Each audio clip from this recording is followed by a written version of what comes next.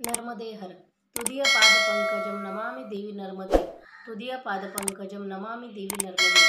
आज राघव पायी नर्मदा परिक्रमा अनुभव कथन व तीर्थ महात्म्य वर्णन भाग 41वा 29/12/2018 आणि शनिवार या दिवशी।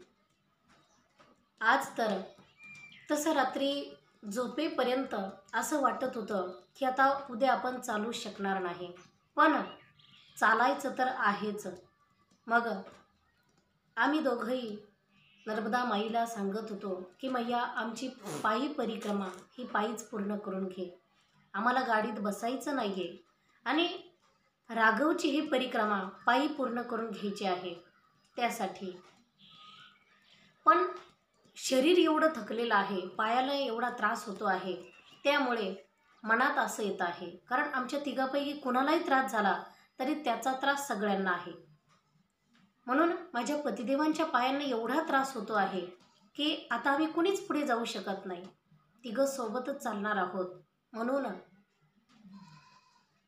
असं मनात येतं आहे की आम्ही आई वडिलांचे आशीर्वाद घेऊन आलो, सगळ्या देवी देवतांचे आशीर्वाद घेऊन आलो आणि महत्त्वाचं म्हणजे आमच्या गुरुवर्यांचे आशीर्वाद घेऊन आलो।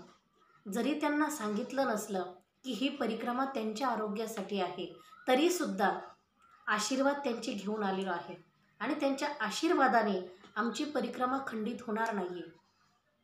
कारण जेव्हा आम्ही निघालो होतो, आपण पूर्व वृत्तांतामध्ये ऐकलं असेल, तेव्हा नगरमध्येच अगदी रोडवरतीच गुरुदेवांचं अनुष्ठान चालू असल्यामुळे आम्ही तर अगदी लांबूनच दर्शन घेतलं, पण तरीसुद्धा गाडीतून दर्शन घेऊन त्यांना सांगितलं की आम्ही नर्मदा परिक्रमेला जातोय।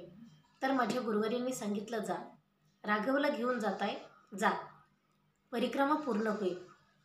आणि परिक्रमा पूर्ण होईल म्हटले, जा म्हटले, त्यांनी जर एवढा आशीर्वाद दिलाय तर मग आपली परिक्रमा खंडित कशी होईल?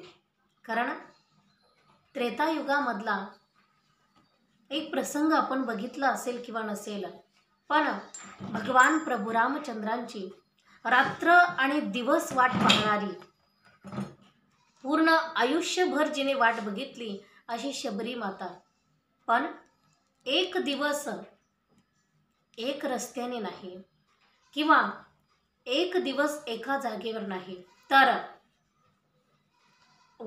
म्हणजे आयुष्याच्या शेवटच्या क्षणापर्यंत रामाची वाट पाहायची आणि रोज सगळ्या रस्त्यांवरती सडे रांगोळी घालून ठेवायची आणि रोज तितकेच फुलं आणून ठेवायची आणि रोज तितक्याच उत्साहामध्ये रामाची वाट पाहायची। पण एक दिवस जेव्हा तिचं शरीर थकलं आणि शरीर थकल्यावर तिला असं वाटू लागलं आता राम यायचा नाही आणि राम येण्याच्या अगोदर मी मरून जाईल आणि माझ्या मरणानंतर मग राम येऊन काय उपयोग होणार आहे। पण एवढी उदास व्हायची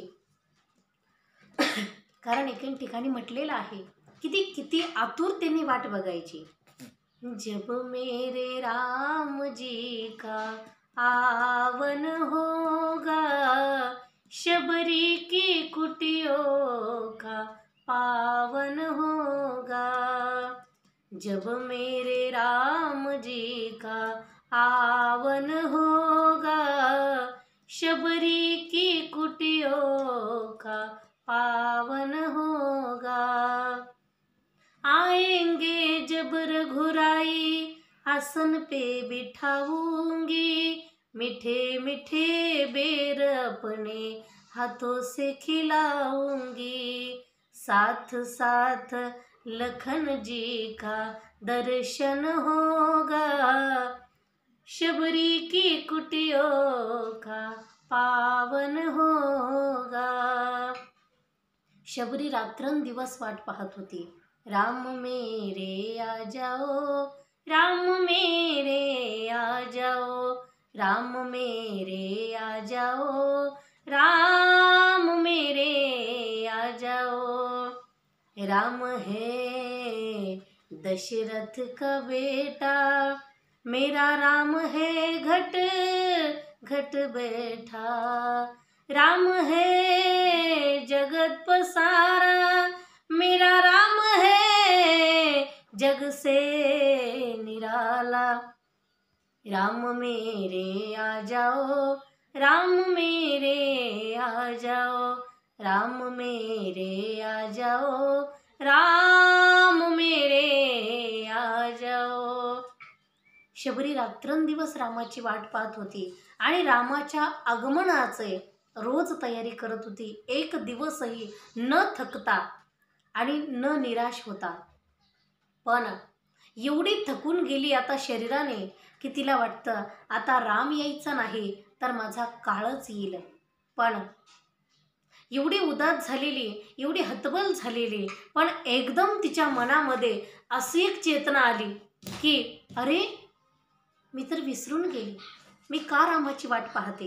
कारण माझ्या गुरुदेवांनी मला सांगितलंय की तू इथं राहून रामाचं भजन कर, एक दिवस राम येईल आणि तुला दर्शन देईल। गुरु जेव्हा तीर्थयात्रेसाठी निघून गेले तेव्हा शबरीला सांगून गेले आणि गुरु वाक्यावर विश्वास ठेवून आजपर्यंत शबरी रोज रामाची वाट पाहत होती, मोघम नाही। मग उगाचच नाही तर फक्त गुरुच्या एका वाक्यामुळे की एक दिवस राम इकडे येईल आणि प्रत्यक्ष तुला येऊन दर्शन देईल, ह्या गुरुच्या वाक्यामुळे एक दिवस नक्कीच राम आला आणि त्या आत्मविश्वासामुळे आला। आणि रामाने जेव्हा दर्शन दिलं तेव्हा शबरीच्या जीवनाचं सोनं झालं। धन्य शबरी तेरा जीवन होगा, जब ही राम जी का दर्शन होगा, स्वर्ग में तेरा आसन होगा, शबरी की कुटियों का पावन होगा। शबरीचं जीवन त्या दिवशी धन्य झालं। तर रात्रंदिवस वाट बघून शेवटी राम भेटायला आलाच। त्याचं एकमेव कारण म्हणजे फक्त गुरूंनी दिलेला आशीर्वाद आणि गुरूंच्या वाक्यावर ठेवलेला विश्वास। आज आमच्या जीवनात सुद्धा तोच प्रसंग होता।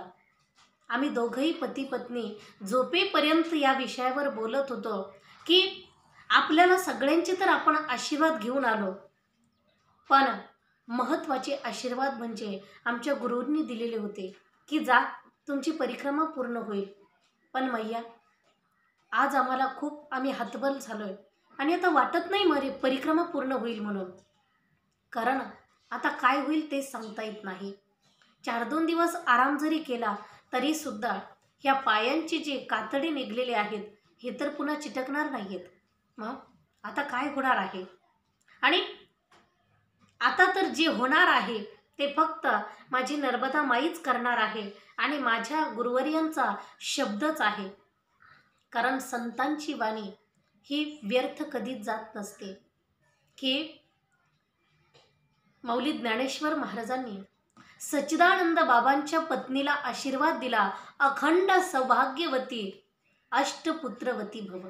मग तेव्हा तिने विचारलं की महाराज तुम्ही आशीर्वाद दिलाय पण हा कोणत्या जन्मासाठी आहे? ते म्हटले कोणत्या म्हणजे या जन्मात दिला म्हणजे याच जन्मात खरा होईल। तिने सांगितलं नाही, माझा पती मरण पावलाय आणि त्याची अंत्ययात्रा चालली आणि मी सती चालली त्याच्यासोबत, मग आता कोणत्या जन्मात होईल? त्यांनी सांगितलं नाही कुठे तो, आणि जाऊन त्याच्या मस्तकावर हात ठेवला आणि सच्चिदानंद बाबा उठून बसले। त्याच सच्चिदानंद बाबांकडून मौली ज्ञानेश्वर महाराजांनी ज्ञानेश्वरीचं लिखाण करून घेतलं। ते माझ्या माहेरी नेवाशामध्ये म्हणजेच संतांमध्ये आणि संतांच्या वाक्यामध्ये एवढी सामर्थ्य असतं, एवढी शक्ती असते, म्हणून तर आज माझ्या गुरूंचं वाक्य खोटं होणार नाहीये हा आत्मविश्वास आहे। पण नर्मदा माई तूच काय ते करणार आहेस, म्हणून याच विचारामध्ये आणि असं नर्मदा मैयावर आणि गुरुवर्यांवरती भार घालून आम्ही आता रात्री झोपून आता पहाटे बरोबर 5 वाजलेले आहेत। पण जो गजर लावलेला आहे, गजर लावलेला असताना गजर वाजायच्या अगोदर 2 मिनिटं आधी माझे पतिदेव उठले. अजून तर मी फुल झोपेमध्येच होते, कारण रात्री बराच वेळ झोप आलेली नव्हती. काय होईल कसं होईल मैयावर सारखं साकडं घालत होतो. पण अचानक ह्यांना जाग आली आणि जाग आल्यावर हे एकदम उठून वही आणि पेन शोधू लागले. मी म्हटलं, अहो काय झालं काय झालं? पण ते खूप गडबडल्यासारखे झालेले होते. मला म्हणत होते की की मला मैयाने दर्शन दिलं, मला माझ्या गुरुवर्यांनी दर्शन दिलं, आपली परिक्रमा पूर्ण होणार आहे, आपली परिक्रमा पूर्ण होणार आहे. मी तर एवढी तटकन उठून बसले आणि त्यांना विचारू लागले, नेमकं झालं काय? तुम्ही असं काय बोलता आहात? झोपेत तर आहेत की काय? कारण काल तेच बोलत होते, परिक्रमा कशी पूर्ण होईल, पायाची एवढे कातडे निघाले. मग त्यामुळे ह्यांना स्वप्न तसंच पडतं की काय, म्हणून हे झोपेतच बोलतात की काय? त्यांनी सांगितलं, नाही मी जागा आहे. पण मग थोडं शांत व्हा आणि काय झालं ते सांगा. तेव्हा ते सांगू लागले, खूप महत्त्वाचं आहे आणि माझ्या जीवनातला, माझ्या पतिदेवाच्या जीवनातला हा अति महत्त्वाचा हा क्षण आहे. म्हणून तर माझ्या पतिदेवांनी सांगितलं, आत्ताच नर्मदा माई माझ्या स्वप्नात आली आणि माझे गुरुदेव स्वप्नात आले आत्ताच्या या प्रसंगी. कारण आता उठताना मला ते स्वप्न पडत होतं आणि त्या स्वप्नातच मी उठून बसलो. कारण असा प्रसंग होता की माझे गुरुदेव समोर आलेले आहेत, नर्मदा माई समोर आहे आणि माझे गुरुदेव नर्मदा माईकडे बघून बोलत आहे की असं एक महत्त्वाचं वाक्य आहे की जसं अभंगाचं एक कडवच आहे की त्यांचं ते वाक्य आहे, चित्त कुरवंडी करोनी काई, माझे बाळ उभे काहो अंबिकाबाई. आता हे जे वाक्य आहे, हे जे कडवं आहे, हे आम्ही खूप शोधलं. जगद्गुरू तुकाराम महाराजांच्या गाथ्यात शोधलं, नामदेव महाराजांच्या गाथ्यात शोधलं, संत एकनाथ महाराजांच्या गाथ्यात शोधलं, असे बरेच गाथ्यामध्ये बघितलं, पण आम्हाला काही ते वाक्य सापडलं नाही. पण जर तुम्हाला कुणाला जर कुठे सापडलं आणि तुम्हाला जर वाटलं की तुमचं एखादं श्रद्धास्थान आहे की ते ज्ञानी मनुष्य आहे, तो तुम्हाला ते वाक्य दाखवून देऊ शकतो एखाद्या अभंगामध्ये, एखाद्या गवळणीमध्ये, तर आम्हाला नक्की कळवा. कारण आम्हाला तर कुठं सापडलं नाही हे वाक्य, पण हे वाक्य आमच्या गुरुच्या मुखातलं होतं. आणि गुरूंनी जेव्हा नर्मदा माईला हे सांगू लागले, तेव्हा नर्मदा माई नुसती पाहत होती आणि हसत होती. आणि माझ्या गुरुवर्यांना ती गोष्ट कळली की नर्मदा माईला काय म्हणायचं आहे. तेव्हा माझ्या गुरुवर्यांनी माझ्या पतिदेवांच्या डोक्यावर हात ठेवला आणि सांगितलं, काळजी करू नका, तुमची परिक्रमा पूर्ण होणार आहे, असं आशीर्वाद दिला. आणि माझे पतिदेव सांगताहेत की मी लगेच उठून बसलो आणि ते जे कडवं आहे ते माझ्या परत आठवणीत राहील की नाही, म्हणून मला पटकन लिहून घ्यायचं आहे. ते आम्ही लिहून ठेवलं. पण आम्ही ठरवलं होतं की गुरुवर्यांना कधी फोन करायचा नाही, की त्यांना माहीत व्हायला नको. आणि आपण जर साधनेच्या वेळी आपण ज्या गोष्टीचा त्याग करतो, ती गोष्ट आपल्याला परत भेटत असते. आणि आपण आपल्या गुरुवर्यांसाठीची साधना करतो आहोत, तर त्यांच्यासोबतच बोलायचं नाही फोन करून. म्हणजेच आपल्याला म्हणजे त्यांच्या सुखासाठी आपण काही करतो आहोत, तर हे आपला भ्रम आहे. मग आपण जे करतो आहोत तर त्यांचा फोन करायचा नाही आणि त्यांच्यासोबत बोलायचं नाही, म्हणजेच एक त्याग ठेवायचा की त्या त्यागाने आपल्याला सुख भेटेल आणि त्यांनाही सुख भेटेल. म्हणून तर आम्ही कधी फोन करत नव्हतो. पण आता कधी आम्हाला असं वाटलंही नाही की आता त्यांना परत या प्रश्नाचं उत्तर विचारावं म्हणून. पण आता जेव्हा रेकॉर्डिंग सुरू झाली, म्हणजेच परिक्रमा झाल्यावर एवढ्या दिवसांनी की 1-2 वर्षांनी जेव्हा ही रेकॉर्डिंग सुरू झाली, आता या भागापर्यंत आलो, तेव्हा आमच्या गुरुवर्यांना आम्ही फोन केला नाही. कारण आम्हाला माहिती होतं त्यांचं 42 दिवसाचं अनुष्ठान चालू आहे आणि अनुष्ठान चालू असल्यावर ते बोलत नाही, त्यांचं मौन असतं. मग याचा अर्थ कसा विचारायचा, म्हणून माझ्या पतिदेवांनी व्हॉट्सअपला त्यांना मेसेज टाकला की असं असं आहे की तुम्ही स्वप्नात असं सांगितलं होतं, म्हणून त्याचा अर्थ आम्हाला हवा आहे की तो अर्थ त्या रेकॉर्डिंगमध्ये सांगायचा आहे. तेव्हा त्यांनी त्याचा अर्थ सांगितला, कारण अर्थही आम्हाला कळत नव्हता. पण त्यांनी मस्तकावर हात ठेवल्यामुळे असं वाटत होतं परिक्रमा पूर्ण होणार आहे. तर चित्त कुरवंडी करोनी बाई, माझे बाळ उभे काहो अंबिकाबाई, हे जे वाक्य आहे याचा अर्थ आमच्या गुरुदेवांनी मॅसेजवरतीच टाकला, कारण मौन असल्यामुळे, बोलत नसल्यामुळे. मग तो अर्थ असा आहे, हे नर्मदा अंबिका माई, माझे बाळ संपूर्ण चित्त काये सहित तुझ्या पायावर समर्पित करून तुझ्या समीप उभे आहे, आणि तू त्याची काहीच चिंता कशी करत नाही, तुला त्याची काहीच चिंता कशी वाटत नाही. काहो तुम्ही त्याला असे दुःखात उभे ठेवले आहे, सांगा ना. त्याचा स्वीकार करा आणि त्याची परिक्रमा पूर्ण करून घ्या, असा त्याचा अर्थ, माझ्या गुरुवारींच्या शब्दाचा अर्थ तो नर्मदा माईला. कारण गुरु हा तारक असतो. जेव्हा आपला शिष्य एखाद्या चुकीच्या मार्गावर जाईल किंवा आपल्या शिष्याला एखादं काही संकट येईल, तेव्हा गुरु स्वतः तिथे सावध असतो. आपण कधी गुरुला कमी समजायचं नाही. आपण कधी गुरुला, ही गोष्ट गुरुला कळत असेल का असं समजायचं नाही, कारण गुरुला सगळ्या गोष्टी कळत असतात. आपण काय करतो आणि काय नाही करतो, आपण किती साधना करतो आणि किती वेळ डोळे झाकून बसतो, हे आपल्या गुरुला सगळं कळतं. आपल्याला वाटत असेल की आपण काहीच नाही केलं, फक्त गुरूंना भेटल्यावर सांगायचं आम्ही इतका इतका जप करतो, तर त्याला काही अर्थ नाही आहे.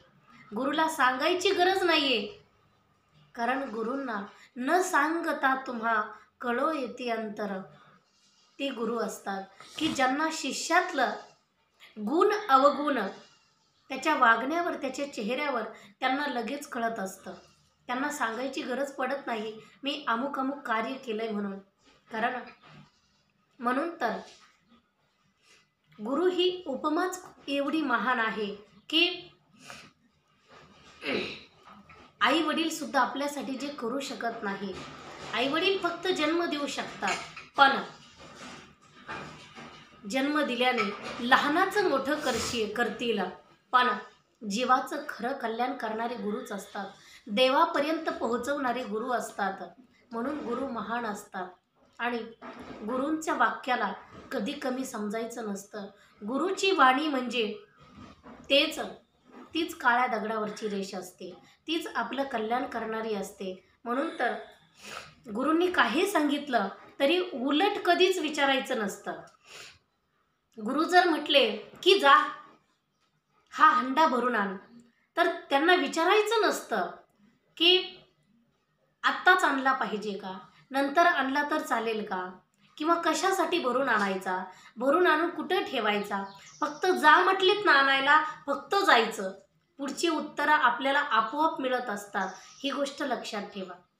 कारण आपण जर पुढचे प्रश्न केले तर त्याला गुरु भक्ती म्हणता येणार नाही, त्याला गुरु आज्ञा म्हणता येणार नाही. गुरु कसा असला तरी सुद्धा गुरुची कधी निंदा करायची नसते, गुरुला कधी नाव ठेवायचं नसतं, गुरुला कधी वाईट म्हणायचं नसतं आणि गुरुला कधी आज्ञानी म्हणायचं नसतं.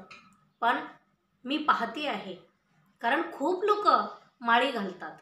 मग गावात सप्ताह सुरू झाला की बरेच लोक असे भावनिक होतात आणि भावनिक होऊन माळ घालतात. मग पण माळ घातल्यावर असं होतं, मग जो महाराज तिथे सप्त्याला असेल बिचारा, त्याच्याकडून माळ घालतात. 1-2 वर्षांनी त्यांचं काय कशावरून खटकतं आणि मग ते म्हणतात की तो काही चांगला नाही, मग दुसरा गुरु करायचा. अरे गुरु म्हणजे काही बाजारचा भाजीपाला वाटला का की गुरु असा बदलायचा? गुरु बदलायचा नसतो. पण लोकांचं काय असतं माहिती नाही. मग पुन्हा पुन्हा माळ घालायची गरज नसते, एकदा माळ घातली की तीच ठेवायची असते. पण लोक पुन्हा पुन्हा माळ घालतात आणि पुन्हा पुन्हा गुरु बदलवतात. कारण असं विनोदाने सांगितलं जातं की एक बाई एका महाराजांना म्हटली की महाराज मला तुम्हाला गुरु करायचे. त्यांनी सांगितलं गुरु मी गुरु व्हावा असं काही मी एवढा काही मोठा झालेलो नाही, कारण मीच अजून शिष्यत्व चांगलं निभावू शकलो नाही, तर मी कुणाचा गुरु होणार आहे. मग तिने सांगितलं, बाबा मला असं वाटतं तुम्ही चांगले योग्य गुरु आहात, कारण 7-8 वर्ष झाली तेव्हा मी एक गुरु केला होता, पण माळ घातली, गुरु केला, पण असं झालं की 1-2 वर्षांनी तो गुरु मेला. मग त्याच्या मरणानंतर मला असा प्रश्न निर्माण झाला, आता गुरु नाहीये, मग काय करायचं. मग मी दुसरा गुरु केला, 1-2 वर्ष झालं, तो मेला. मग आता प्रश्न पडला, आता काय करायचं. पुन्हा तिसरा गुरु केला आणि पुन्हा तो मेला. आता तो मेल्यामुळे मला प्रश्न निर्माण झाला आणि म्हणून मी ठरवलं की आता तुम्हाला गुरु करायचा. त्या बाबांनी सांगितलं, बाई मला काही गुरुबिरू करू नको, मला अजून भरपूर जगायचे. तू गुरु केला की 2-2 वर्षात गुरु मरून गेले आणि तू कुशाल दुसरे बदलीत चालले. म्हणजे तिने गुरु केल्यावर तो मरतो असं म्हणायचं नाहीये, पण ते विनोदाने तसं सांगितलं जातं. पण गुरु हा बदलायचा नसतो. आपण त्याच्या पुढची स्टेप असेल, त्याच्या पुढची दीक्षा असेल, तर आपण ह्या गुरुच्या आज्ञेने आपण ती दीक्षा घेऊ शकतो. पण गुरु असा मोघम बदलू शकत नाही. याच्याकडून माळ घालायची, त्याच्याकडून नाही माळ घालायची, ह्याला वाईट म्हणायचं, त्याला चांगलं म्हणायचं, तसं काही नाहीये. गुरु लहान मोठा नसतो, तर गुरु एक आत्मविश्वास असतो. भगवंतापर्यंत घेऊन जाण्याचं आणि देव दाखवून देण्याचं एक खूप मोठं साधन किंवा एक नौका असते. म्हणून आपल्याकडे डोळे आहेत, पण आपण आपल्या डोळ्याने बघू शकतो. मग ह्या डोळ्याने आपण पाहतो आहोत, आपल्याला सृष्टी दिसते आहे, पण ही कधी दिसते. जेव्हा सूर्याचा प्रकाश आहे तेव्हाच ही सृष्टी दिसते. जेव्हा सूर्याचा प्रकाश नाहीये तेव्हा आपण या सृष्टीला कसं पाहणार. मग म्हणून हे जे डोळे आहेत, ह्या डोळ्यांना प्रकाश देणारं कोणीतरी असावं लागतं. प्रकाश देऊन मगच आपण हे सगळं बघू शकतो. तर आपल्याला सुद्धा देव पाहण्यासाठी, देव दाखवणारा एखादा सूर्य लागतो, एखादा गुरु लागतो, तेव्हा आपण त्या देवाला बघू शकतो. मग अशी आमची गुरुवर्य की महान तपस्वी, कारण तेही खूप मोठ्या परंपरेतले आहेत. की आमचे दादा गुरु म्हणजे स्वामी सागरानंद सरस्वती त्र्यंबकेश्वर, की जे जुना आखाडा आहे त्याचे मेन म्हणजेच सागरानंद सरस्वती, आणि त्यांचे शिष्य आमचे गुरुदेव आणि आमचे गुरुदेवसुद्धा. कारण गुरूंची ही वाणी. म्हणून माझ्या गुरुदेवांनी सांगितलं, माझ्या पतिदेवांना स्वप्नात सांगितलं, आणि स्वप्नातल्या गोष्टी जर आपण साधना करत असलो तर त्या गोष्टी खऱ्या ठरतात. कारण तसा सायन्ससुद्धा सांगतंय की स्वप्नातल्या गोष्टी काही वर्षाने त्या घडतात, असं सायन्स सांगतंय. मग आपण आध्यात्मिक माणसं, आपण याच्यावर विश्वास ठेवू शकतो.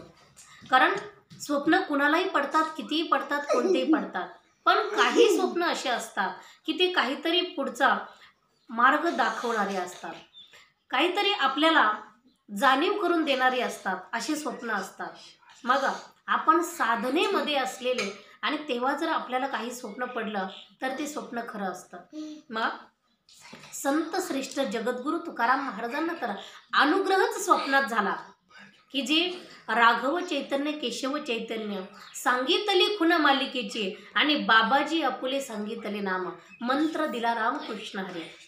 जो रामकृष्ण हरी मंत्राचा जो अनुग्रह जगद्गुरु तुकाराम महाराजांवर केला, तो बाबाजी चैतन्य ह्यांनी अगदी स्वप्नातच हे केलं की सापडले वाटे जाता गंगा स्नाना, की गंगा स्नानावरती म्हणजे घाटावरती स्वप्नामध्ये जगद्गुरु तुकाराम महाराजांच्या डोक्यावर हात ठेवला आणि त्यांना मंत्र दिला, अनुग्रहित केला. म्हणजेच स्वप्नात दिलेला दृष्टांत आहे आणि स्वप्नात दिलेला अनुग्रह आहे. म्हणून तर स्वप्नातला अनुग्रह साधना करणाऱ्या माणसाच्या जीवनात ते खरा असतो. म्हणून आज पहाटे 5 वाजता माझ्या पतिदेवांना स्वप्न पडलं आणि 5ला 2 मिनिटं कमी असताना ते उठून बसले आणि ते वाक्य लिहून ठेवलं. आणि मग हा सर्व वृत्तांत मला सविस्तर त्यांनी सांगितला. तेव्हा आता माझ्यासुद्धा डोळ्यात पाणी आलं. मला सुद्धा काही सुचत नव्हतं. आता राघव अजून झोपलेलंच आहे, पण माझ्या पतिदेवांनी सांगितलं. आता मला खूप हुरूप येतो आहे. असं वाटतं आहे की एवढं आत्तापर्यंत मला कधीच असं स्वप्न पडलं नव्हतं. एवढं विशेष स्वप्न मला पडलेलं आहे की प्रत्यक्ष गुरुवर्य नर्मदा माईला आदेश देत आहेत की नर्मदा माई, अगं माझं बाळ असं अगदी केविल मानव उभा आहे, तुझी करुणा भाकिता आहे आणि तुझ्यावर अगदी देह तिने समर्पित केलाय आणि तुझी परिक्रमा करता आहे, तरी सुद्धा हे अंबिकाबाई तू त्याच्याकडे का लक्ष देत नाही? अगं तुला त्याचं काहीच कसं वाटत नाहीये असं बोलत आहे. तेव्हा नर्मदा माईनेच ती हाक ऐकली आणि नर्मदा माईने सांगितलं की तुझी परिक्रमा पूर्ण होईल. मग गुरुवर्यांनी सुद्धा मस्तकावर जो हात ठेवला, तेव्हा आता आत्मविश्वास झालेला आहे की आता परिक्रमा अर्धी राहणार नाही. काहीही संकट आलं तरी सुद्धा, कारण इथून पुढे भरपूर खूप मोठ्या मोठ्या संकटांना तोंड दिलेलं आहे. अशी भयंकर संकट आहेत की प्राण घेऊ संकट आहेत. जेव्हा पूर्ण ऐकाल तेव्हा लक्षात येईल की हे काय आहे म्हणून. अशी संकटांना तोंड दिलेलं आहे, तरी सुद्धा अजिबात भीती वाटलेली नाही. का तर फक्त गुरूंच्या शब्दावर विश्वास आहे आणि गुरूंनी दिलेल्या शब्दाचा आत्मविश्वास आहे की आता परिक्रमा अर्धी राहणार नाही, परिक्रमा खंडित होणार नाही, आमची परिक्रमा आता पूर्णच होणार आहे काहीही झालं तरी. आणि असं मैयाने भरपूर दाखवलं डगमगण्यासारखं, पण कुठेच अंतकरण, कुठेच मन डगमगलं नाही. म्हणून आत्ताचा हा खूप मोठा भयंकर प्रसंग आहे. आणि अचानक असं होऊ लागलं की माझ्या पतिदेव सांगू लागले, आता माझ्या पायाला अजिबात त्रास होत नाही. अरे हे कसं झालं? तर त्या जो स्वप्नात मस्तकावर हात ठेवला त्यानेच तर हे नवचैतन्य सगळं शरीरात झालं. आणि आता पायाचे जखमा आहेत, अजिबात दुखत नाहीये.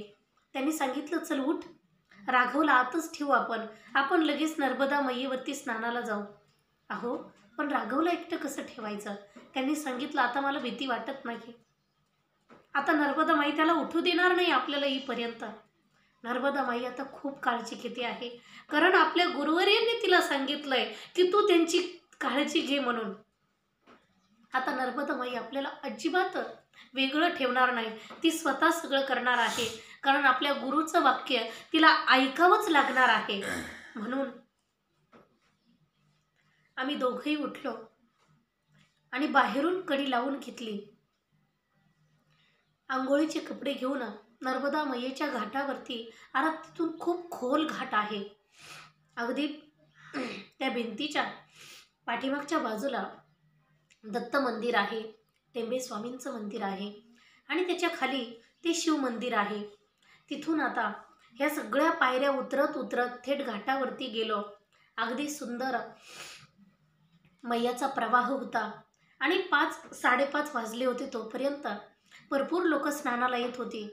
म्हणून आम्ही सुद्धा गेलो. दोघांनी स्नान केलं आणि पटकन घाईघाई आता कपडे बदलून, कारण आता कपडे वरतीच तिथं बाथरूममध्ये पिळून टाको, इथं पाण्यात बुडायला सुद्धा वेळ घालवायला नको, पटपट दोघांचे कमंडल भरून घेतले आणि स्नान करून वरती आलो.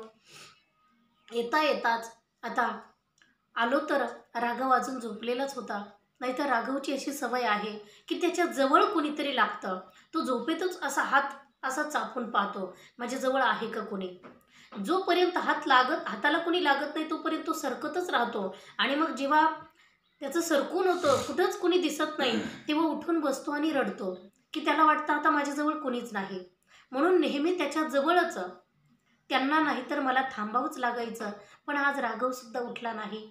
मग एवढा आनंद होत होता, आता पायांना कुठलीच इजा होत नव्हती.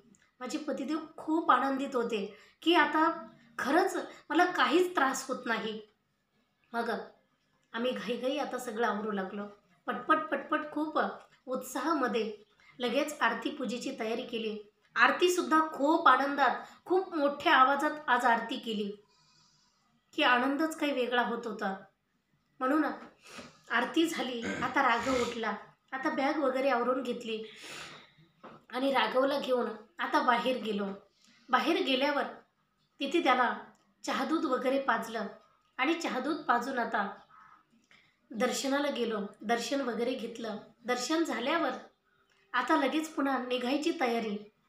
तर राघव म्हणू लागला गाडी घ्यायची, म्हणून ती गाडी वगैरे घ्यायला तिथं आता दुकानं उघडायलाच लागल्या होत्या. तर छोटीशी एक गाडी घेतली आणि तिथून आता निघालो. सगळं आवरलेलं होतं. चावी वगैरे कुलूप लावून चावी तिथं ट्रस्ट ऑफिसमध्ये दिली आणि आता तिथून निघालो. आता खूप आनंदात निघालो होतो. जाता जाताच मध्ये गरुडेश्वराचं दर्शन घेतलं आणि तसंच पुढे बाहेर रोडला लागलो. आता तर एवढा आनंद होत होता की काल असं वाटतच नव्हतं, रात्री किती उशिरापर्यंत वाटत नव्हतं आपण सकाळी चालू म्हणून. पण खरंच गुरूंचं वाक्य आणि नर्मदा माईची कृपा एवढी झाली की आता खूप उत्साहामध्ये चालत होतो. चालता चालता आता तिथून समोर जो सरदार वल्लभभाई पटेल यांचा स्टॅच्यू तिथून दिसत होता. थोडासा दिसायचा अंधूक अंधूक. आणि आता खूप रस्त्याचं काम वगैरे चालू, सगळं पोपाटा धूळ, कारण आता तिकडे जाण्यासाठी मोठा हायवे रोड बनत होता, म्हणून सगळं तिथे काम चालू होतं. आता चालता चालता सकाळी 8:30च्या दरम्यान आम्ही निघालेलो होतो. पुढं गेल्यावर, कारण तिथून आता जर किनाऱ्याकडे गेलं तर 7-8 किलोमीटर असेल किनारा, जास्तही असेल. पण किनाऱ्याकडे गेलं की पुन्हा वळून मागेच रोडला यावं लागतं, कारण पुढे धरण आहे, सरदार सरोवर, म्हणून पुढे सगळं पाणी भरलेलं आहे. त्यामुळे पुढे जाता येत नाही, परत मागेच यावं लागतं. म्हणून इथूनच परिक्रमावासियांना बाहेरून रस्ता काढून दिलेला आहे आणि हा सरळ सरळ रस्ता आहे. तर या रस्त्याने जाता जाता आता 2-3 किलोमीटर एकदम उत्साहामध्ये चालून गेलो. राघवही खूप आनंदात चालत होता. 2-3 किलोमीटर गेल्यावर डाव्या हाताला एक महात्माजी, की नवीनच त्यांनी एक छोटंसं अशी झोपडी बनवली होती, आश्रम छोटासा, आणि तिथं ते बसून वाट पाहायचे. परिक्रमावासी आले की ते म्हटले मी कोरा चहा पाजतो. नाही काही तर तेवढी तरी सेवा आपली, कारण इथं अजून काही जास्त भेटत नाही आहे. म्हणून इथून अजून काही लोकांचं काही एवढं येणं जाणं नसतंय, कोणाचं काही जास्त सहकार्य नाही, म्हणून मैया देईल तेवढंच चहा तरी पाजतो. जेव्हा काही व्यवस्था होईल, कोणी म्हणेल तेव्हा जेवणाचं सुद्धा करेन, पण आता सध्या एवढंच. म्हणून त्यांनी, आम्ही रस्त्याने जात होतो तर तिघंच होतो. लगेच त्या बाबाजींनी नर्मदे हर म्हणून आवाज दिला. माझे पतिदेव म्हटले थांबायचं का, कारण आता 2-3 किलोमीटर चाललेलो होतो. मग म्हटलं बरं होईल, चहा म्हणतायत तर चहा घेऊन पुढे चालू. त्यांनी सांगितलं ठीक आहे. मग आम्ही तिथे आत गेलो. त्या आश्रमाच्या समोर अगदी खाली एक ओढा होता आणि खूप खोल होता, तो नदीसारखाच होता आणि तो त्याला सध्या पाणी नव्हतं, पण त्या ओढ्याच्या कडेलाच छोटंसं झाडाची सावली आणि सकाळचं कोवळं ऊन पडलेलं, अंगणामध्ये अगदी स्वच्छ सगळं, म्हणून तिथं अंगणामध्येच आम्ही बसलो उन्हाला. आणि ते बाबाजी आत गेले. चहा बनवला, पण त्यांनी सांगितलं चहा बनवतो पण कोरा आहे हा, काळी चहा आहे. मग माझ्या पतिदेवांनी सांगितलं काही हरकत नाही, काळा असेल तरी चालेल. पण त्यांच्या लक्षात आलं. ते म्हटले अगं आपल्याला काल त्या माताजीच्या तिथले त्यांनी शिष्यांनी आपल्याला दूध पावडर दिलेलं आहे आणि थोडं नाही तर 1 किलोचा पॅकेट आहे. आपण एक काम करू, आपण यांना काही देऊन टाकू. मग मी तर म्हटलं जाऊ द्या, आपण सगळंच देऊन टाकू. ते म्हटले चालेल. मग त्या बाबाजींना बोलावलं आणि त्यांना सांगितलं हा दुधाचं पॅकेट घेऊन टाका, कोणी आलं तर तुम्हाला चहा पाजायला होईल. पण त्यांनी सांगितलं अरे तुमच्याकडे बाळ आहे, हे पावडर तुम्हाला कुठेही कामं येईल. आम्ही सांगितलं नाही, तो ना पावडरचं दूध पित नाही आणि म्हणून तर आम्ही त्याला ते दूध पाजत नाही. आणि त्यांनी सांगितलं जरी सुद्धा बाळ पित नसेल तर एक काम करा, थोडंसं राहू द्या. मग त्यांनी अर्ध ओतून घेतलं आणि अर्धा पुडा आमच्याकडे दिला. एवढं राहू द्या, कधी नडीवडीला नाहीच भेटलं तर पाजून बघा, आता पिऊ शकतो परिक्रमेमध्ये. मग असं म्हणताय तर काही हरकत नाही. मग आम्ही अर्धी चहा दूध पावडर त्यांना देऊन टाकली आणि अर्धी आमच्याजवळ ठेवली. मग त्यांनी त्याच दुधाचा चहा बनवला. राघवलाही ते चहा दूध म्हणून ती पावडर थोडी कालवून दिली कोमट पाण्यामध्ये आणि त्याच्यामध्ये थोडासा चहा टाकला. आता तर राघवही चहा पिला. मग आता असं बरं वाटलं की बरं झालं राघव आज त्या पावडरच्या दुधाचा चहा पिला. म्हणजे आपल्याला हे पावडर आता सोबत ठेवायला हरकत नाही, कधी जर नाहीच मिळालं. कारण अजून तर बरं आहे. अजून म्हणजेच अमरकंटकच्या आसपास गेलं तर भयंकर आहे. जबलपूरच्या पुढं निघलं की भयंकर परिस्थिती आहे. दूध म्हणता दूध भेटणार नाही, चहा म्हणता चहा भेटणार नाही, म्हणून अवघड परिस्थिती आहे. तर हे तेव्हा कामं येईल असं आम्ही मनात धरलं आणि आता चहा घेतला. राघवही चहा दूध पिला आणि मग तिथून पुढे चालू लागलो. आता पुन्हा पुढे जाता जाता एवढा आनंद व्हायचा आणि त्या आनंदाच्या भरामध्ये आता एवढं चालत होतो. चालता चालता आता पुन्हा 2-3 किलोमीटर चालून गेलो आणि 2-3 किलोमीटर चालल्यावर पुढे एक गाव होतं. त्या गावामध्ये एक भागवत कथा चालू होती सकाळच्या टायमामध्ये. तर भागवत कथा चालू असताना अगदी त्यांनी तिथले लोक म्हणू लागले, बाबाजी रुको, अभी अभी कथा शुरू हुई है, तो 2 बजे कथा खत्म हो जाएगी, तो भोजन मिलेगा आपको. अरे 2 वाजेपर्यंत थांबायचं आणि नंतर जेवण. आता तर कुठे 10:30-11 वाजले. मग माझ्या पतिदेवाने सांगितलं नाही. आम्ही हळूहळू पुढे चालतो. त्यांनी सांगितलं जिथं कथा असेल तिथं परिक्रमा असेल ना थांबायला पाहिजे. अहो भरपूर परिक्रमा असे थांबतात आणि तुम्हीच कसे थांबत नाही. आम्ही सांगितलं आम्हाला माहिती आहे जिथं कथा आहे तिथं थांबतात, पण कारण कथा श्रवण करणं चांगली गोष्ट आहे. नर्मदा मैयाच्या किनाऱ्यावरती आणि परिक्रमेमध्ये कथा श्रवण झाली तर चांगलीच गोष्ट आहे. पण महत्त्वाचं आहे कथा श्रवण करायची 7-8 दिवस थांबायचं आणि पुन्हा गाडीने निघून जायचं. मग आम्ही सांगितलं की आम्ही जर आत्ता थांबलो तर आम्हाला पुढे आणखी वेळ होत राहील आणि बाळ घेऊन चालायचं म्हटल्यावर पुढे ऊन लागायला नको, म्हणून आता थंडीचं चालणं उरकतंय. त्यांनी सांगितलं ठीक आहे, जशी तुमची इच्छा. असं म्हणून आता आम्ही पुन्हा पुढे चालू लागलो.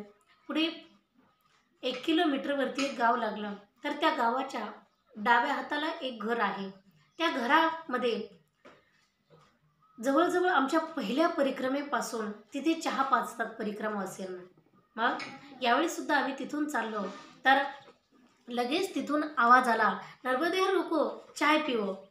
मग माझे पतिदेव म्हटले, आता भूक लागल्यासारखी झाली ना, आपण एक काम करू, आपण बिस्किट घेऊ. त्यांनी चहा बनवला की त्यामध्ये चहात बुडून खाऊ. मग तिथं बिस्किट घेतले आणि त्यांनी चहा दिला. तेव्हा आता राघवलाही चहा दूध आणलं. मनानेच हे आणल्यामुळे आम्हालाही बरं वाटलं की आता राघवला जर वेळेच्या वेळेला भेटत राहिलं तर तो त्रास देत नाही.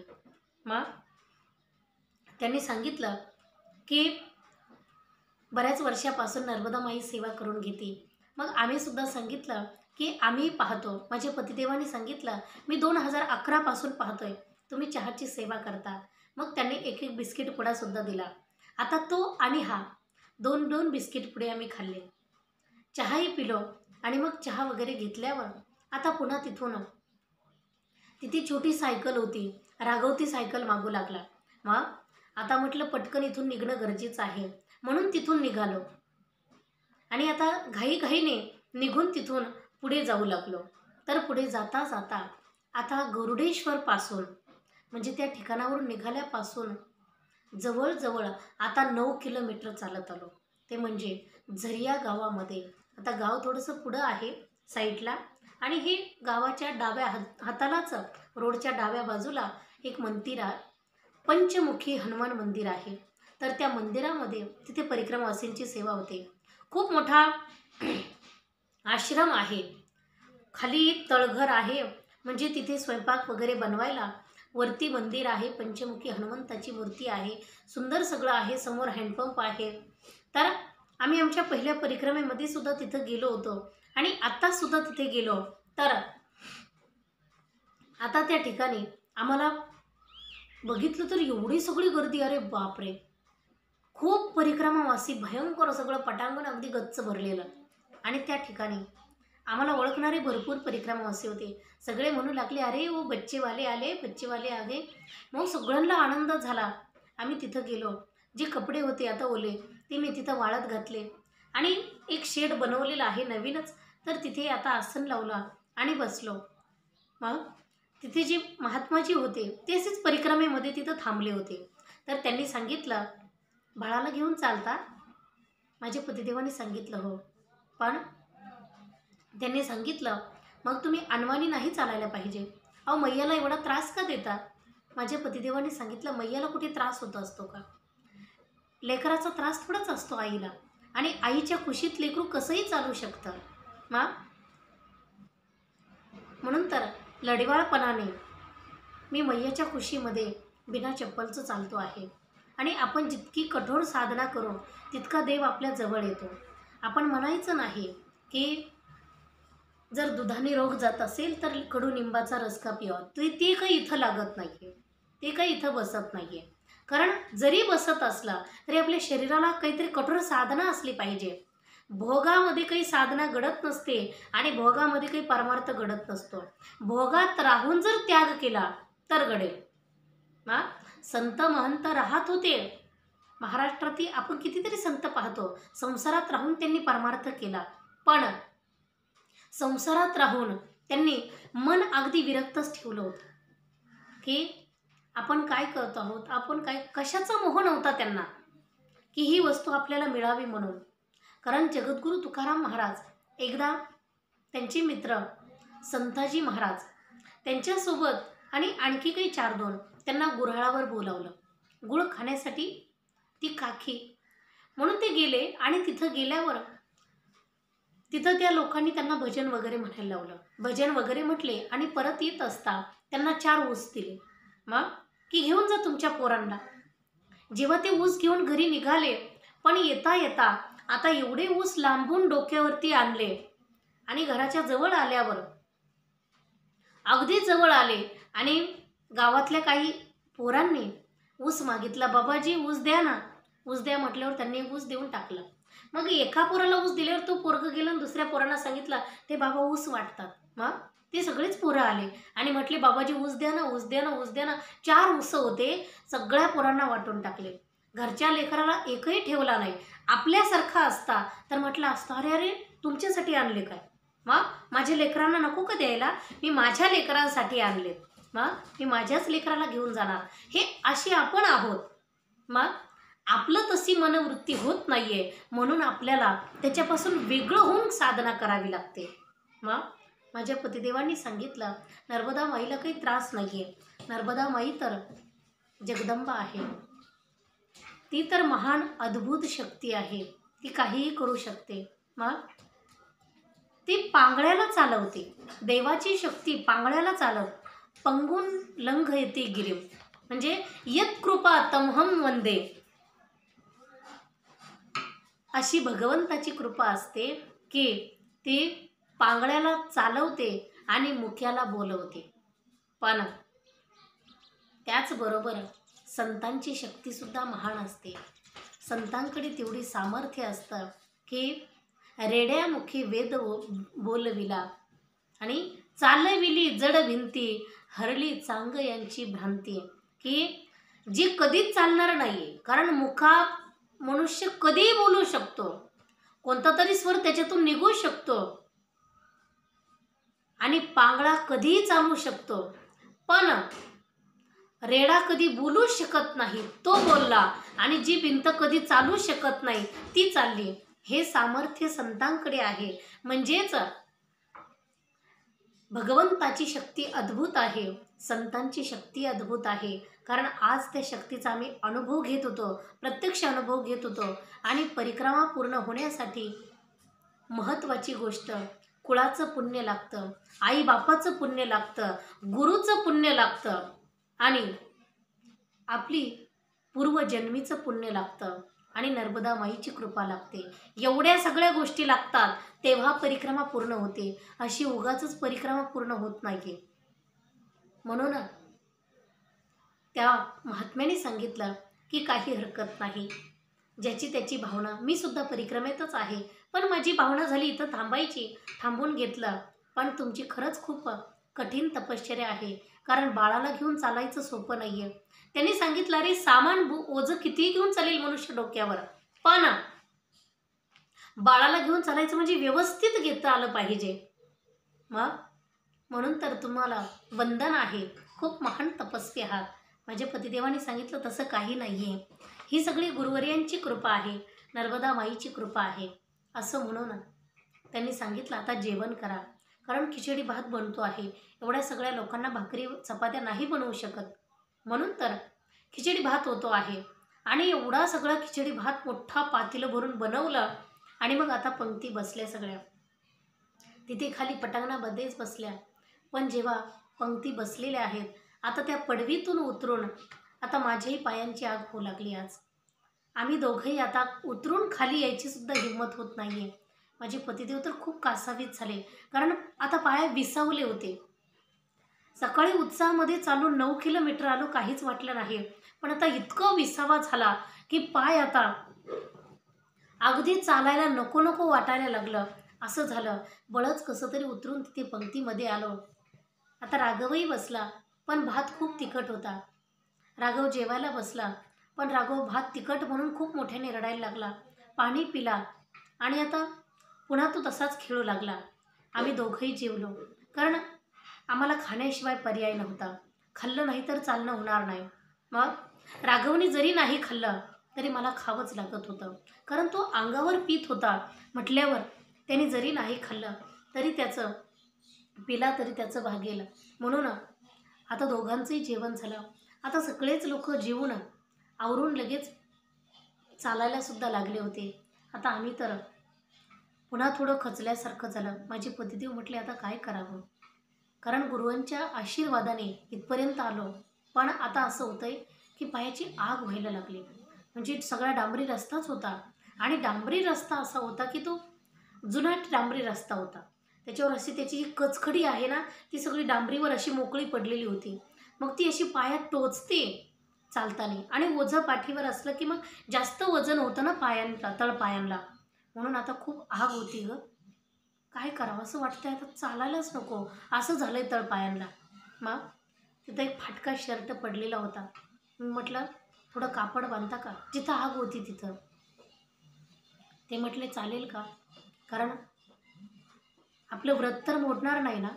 मी सांगितलं नाही, कारण ही चप्पल तर नाही ना आपण घालत, फक्त जिथं जखम झाली, मग जखमेवर जखम कुठेही असली तर आपण बांधणारच आहोत ना.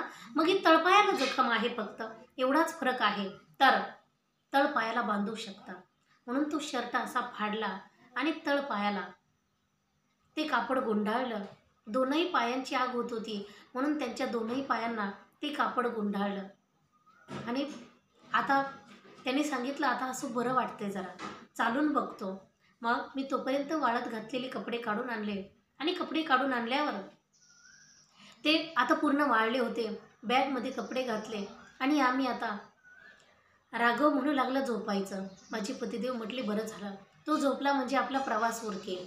म्हणून आता त्याला मग मांडीवर घेतलं आणि त्याला झोपी घातलं. झोपल्यावर माझ्या पतिदेवांनी आता झोळी बनवली, झोळीमध्ये त्याला घातलं. आणि आम्ही आता जेव्हा दोघांनी दोन्ही बाजूनी झोळी धरली, बॅग पाठीवर घेतली, हातात काठी कमंडल घेतला, आणि त्या पडवीतून खाली उतरत असता, त्या आश्रमाच्या बाहेर जात असता, ते महात्माही बघू लागले आणि सगळे परिक्रमावासी खूप कौतुकाने बघू लागले. कुणी व्हिडिओ शूटिंग करू लागलं, कुणी फोटो काढू लागला. अरे काय आहे हे सगळं, केवढी साधना करता आहे ती. आणि राघव तर किती भाग्यवान आहे की इतक्या कमी वयात साधना करतो आहे. अरे रामाने 14 वर्षाचा वनवास केला, पण खूप उशिरा केला. वयाच्या 27व्या वर्षी राम जेव्हा वनवासाला गेला ना, तेव्हा रामाचं वय 27 वर्ष होतं, आणि सीतामाईचं वय 18 वर्ष होतं. आणि त्याच्या अगोदर 12 वर्ष त्यांचं लग्न झालेलं होतं. म्हणजेच सीतामाई किती वर्षाची असेल, 6 वर्षाची सीतामाई होती, आणि भगवान प्रभू रामचंद्र म्हणजेच ह्यांचं इतक्या वयाने, इतक्या वर्षाने ते वनवासात गेले. पण राघव तर अगदी 2 वर्षातच परिक्रमेला आलाय, आणि रामासपेक्षा काही कमी साधना नाही आहे राघवची. कारण त्रास तर तेवढाच आहे ना. म्हणून आता राघव झोपलेला आहे, अगदी शांत झोळीत झोपतो आहे. की कितीही गाड्यांचा आवाज आला, झोळी आता चालू आहे, तर राघव कधी उठत नाही. अगदी चालताना त्याला झोका बसतो आहे. म्हणून आम्ही दोघांनी आता दोन्हीकडून झोळी धरून चालू लागलो. रस्त्याच्या कडेची लोक बघू लागले, गावातले लोक बघू लागले आणि पाहता पाहता आता तिथून पुढे निघून गेलो. सगळे परिक्रमावासी म्हणायचे, वा बडे भाग्यवान हे येतो. असं म्हणता म्हणता आम्हाला आनंद वाटायचा की आम्ही जे करतो आहोत ते योग्य आहे. कारण आपल्याला जर कुणी नाव ठेवत असेल तर आपल्याला वाईट वाटतं, पण जर आपल्या तोंडावर कुणी नाव ठेवलं तर ते योग्यच असतं, आपल्याला मार्ग दाखवण्यासाठी असतं. पण आपल्या तोंडावर आपली स्तुती आपण ऐकायची नसते. पण जर हे करतायत हे योग्य आहे किंवा खरंच चांगलं आहे असं म्हटल्यावर आपल्याला समाधान वाटतं.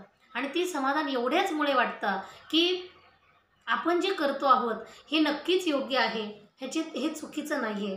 कारण बरेच लोक म्हणायचे की लहान मुलाला एवढा त्रास देणं पाप आहे, गुन्हा आहे, असंही म्हणू लागले. काही लोक सांगू लागले अनवाणी पायाने चालतं तर हा गुन्हा आहे की शरीराला त्रास देणं.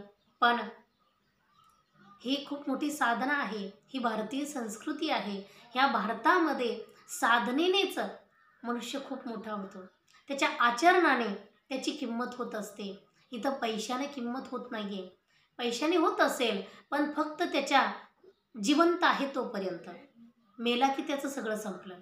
पण साधना करणाऱ्याची किंमत जिवंतपणी नाही झाली तर त्याच्या मरणानंतर नक्कीच होते. मग कारण मरून तो कीर्ती रूपाने उरत असतो. म्हणून आता पुढे चालता चालता एक छोटंसं गाव लागलं आणि त्या गावाच्या पुढे गेल्यावर एक मोठा पाट लागला. एवढा मोठा कॅनल आहे की खूपच मोठा, किती परस असेल आणि किती रुंद असेल काही सांगता येत नाही, पण अगदी गच्च भरून वाहतो. मग आता तो कॅनल पार करून पुढे जात होतो.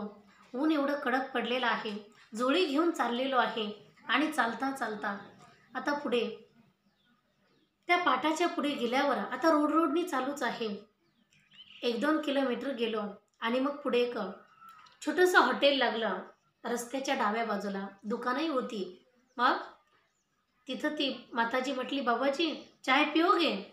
आता चाय पिओगे म्हटल्यावर तसं काही काही हॉटेलवाले कुणाला चहा पाजत नाही बाकी परिक्रमावासियांना, पण आम्हाला मुद्दामून हाक मारायचे. का माहिती? त्यांना असं वाटायचं, कारण त्याच्या बोलण्यातून आमच्या नंतर लक्षात यायचं की त्यांना असं वाटायचं यांना हाक मारली की मग ही चहा प्यायला बसणार.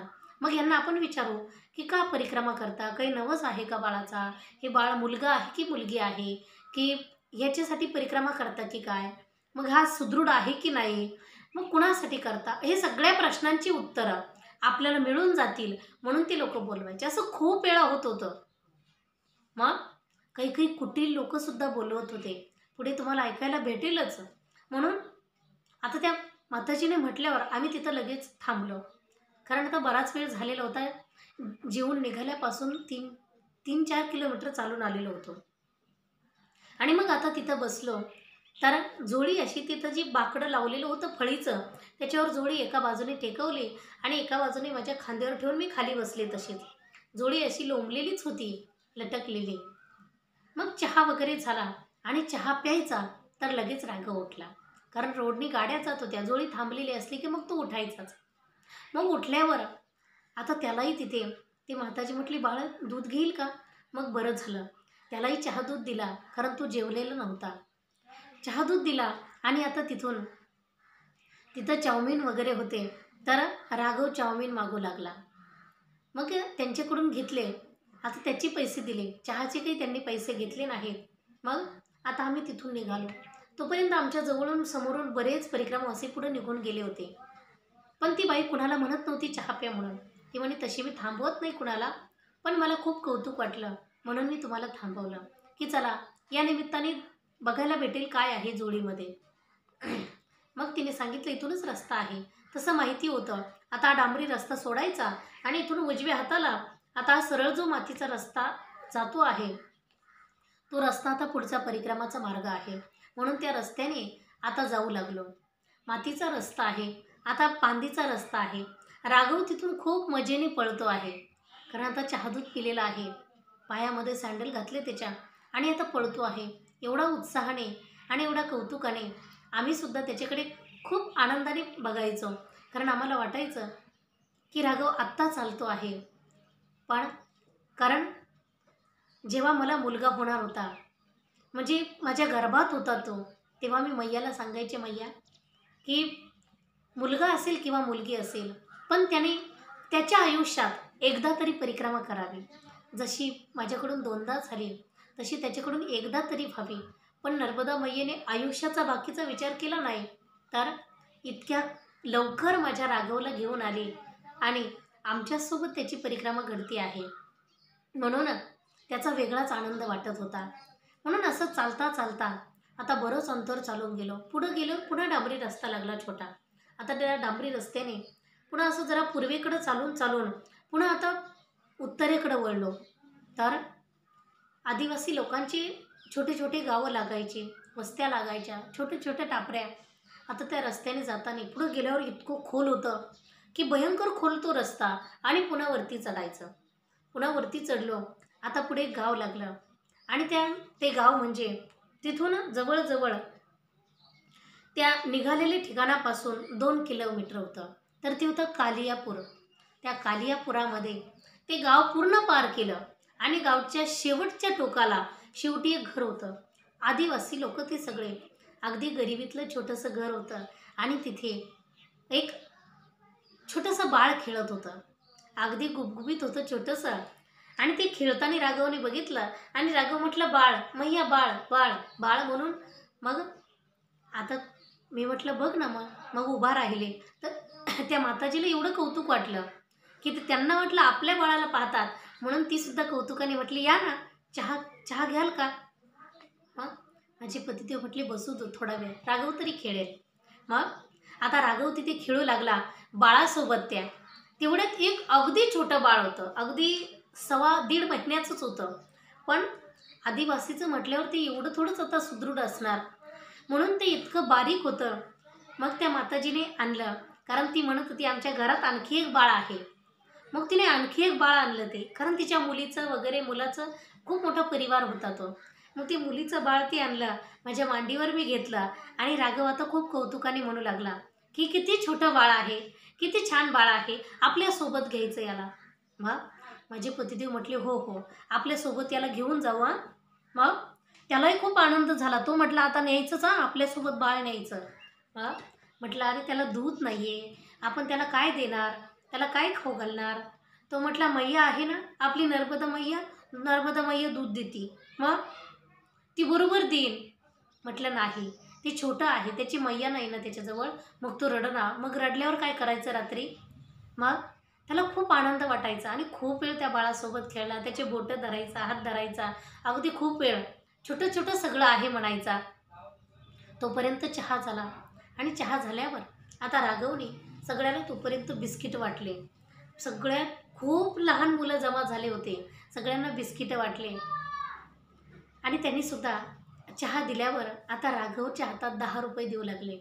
कारण किती गरिबी आहे, पण तरीसुद्धा 10 रुपये द्यायची भावना झाली. मग माझ्या पतिदेवाने सांगितलं, नाही नाही, आमचीच इच्छा होती आहे की आम्हीच काहीतरी द्यायला पाहिजे बाळाला, पण आम्ही परिक्रमेत आहोत. तिने सांगितलं, नाही नाही, तुमच्याच बाळासाठी 10 रुपये ठेवा. माझ्या पतिदेवाने सांगितलं नाही. मग ती काही ऐकत नव्हती. मग सांगितलं, ठीक आहे, घेतले, आणि समोर जवळच अगदी दुकान होती. लगेच तिथून पुन्हा बिस्किट पुढे घेतले, आणि पुन्हा राघवने 1-1, 2-2 बिस्किट सगळ्यांना वाटून टाकले. कारण ते गरीब असतात, तरीसुद्धा त्यांचं मन किती मोठं असतं, म्हणून आपण त्याचा फायदा घ्यायचा नाही, जेवढं लागतं तेवढंच घ्यायचं. म्हणून आता तिथून त्यांना नर्मदेहर म्हणून राघव खूप रडू लागला की बाळच घ्यायचं, बाळच घ्यायचं.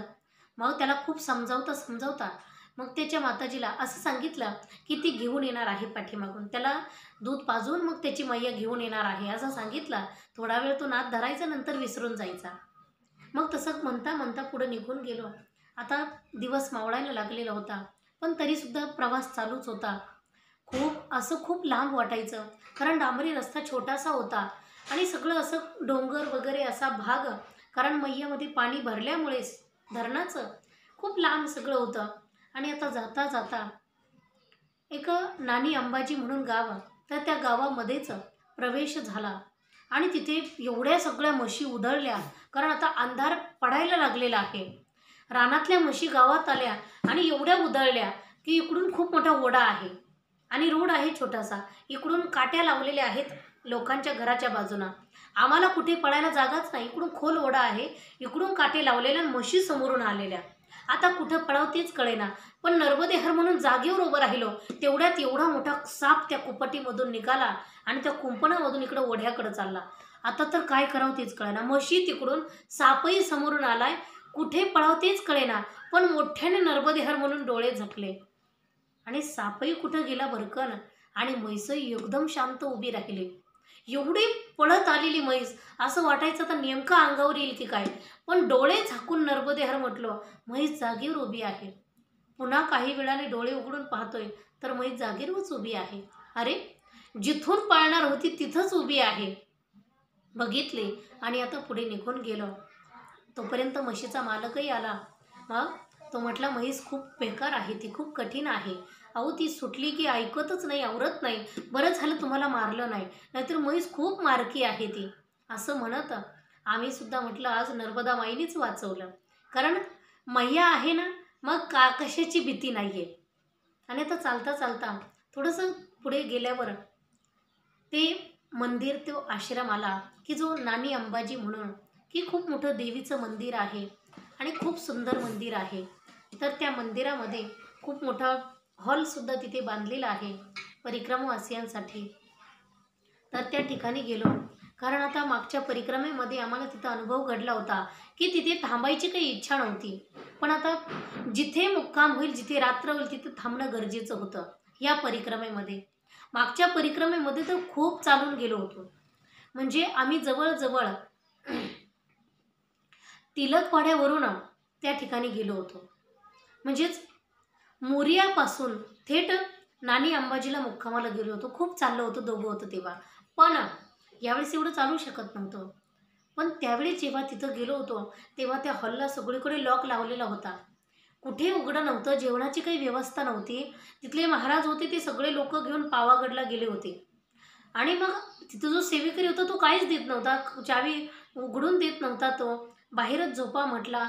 आम्ही रात्रभर अर्ध्या रात्रीपर्यंत शेकत बसलो आणि मग निम्या रात्री त्याला म्हणू लागलो, बाबाजी काही करा, कारण भयंकर थंडी असते त्या ठिकाणी. एवढ्या थंडीत आम्ही खरंच झोपू शकत नाही आहे, बाबाजी काही करा, पण आतमध्ये जागा द्या. कारण तो आत तर एकटा झोपला होता पटांगणामध्ये, खूप सगळी जागा रिकामी होती, पण आत काही आम्हाला जागा देत नव्हता. सेवेकरीच होता तो, कुठे संन्यासी होता, पण तिथलाच गावातला असावा आणि तिथं ठेवला होता बाबाला परत येईपर्यंत. पण तो काही जागा देत नव्हता, खायलाही काही देत नव्हता. मग आता एवढा प्रश्न त्यावेळी पडलेला होता, म्हणून आता मनात तेच होतं. पण तिथं आल्यावर तिथे तर स्वयंपाक चालू होता, म्हणजे खिचडी भात बनत होता. एवढे सगळे परिक्रमावासी पुन्हा इथं आलेले होते आणि सगळा हॉल गच्च भरलेला होता. मग आमच्यासाठी सगळ्यांनी तरीसुद्धा सरकून सरकून जागा करून दिली.